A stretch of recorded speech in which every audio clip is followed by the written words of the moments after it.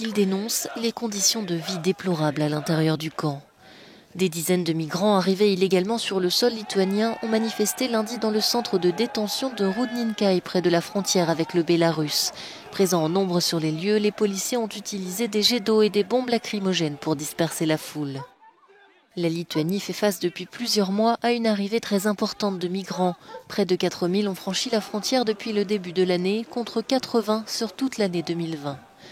L'Union européenne a promis une aide de plusieurs millions d'euros à Vilnius, ainsi que des renforts pour sécuriser la frontière. En visite dans le pays, la commissaire aux affaires intérieures s'en est pris aux autorités bélarusses, accusées d'encourager cette immigration illégale.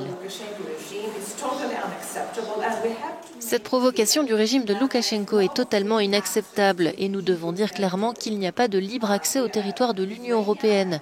La Lituanie et l'UE sont obligés d'empêcher tout accès non autorisé à l'espace Schengen.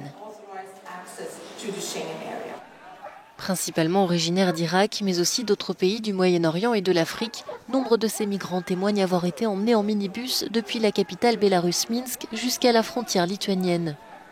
Pour Vilnius, cette situation est une réponse du Bélarus aux récentes sanctions économiques de l'Union européenne. Il s'agirait aussi d'une vengeance du régime contre la Lituanie, devenue depuis l'année dernière l'un des principaux centres de l'opposition bélarusse en exil. Après sa réélection contestée en août 2020, l'autoritaire président Alexandre Loukachenko a fait face à un mouvement de contestation sans précédent.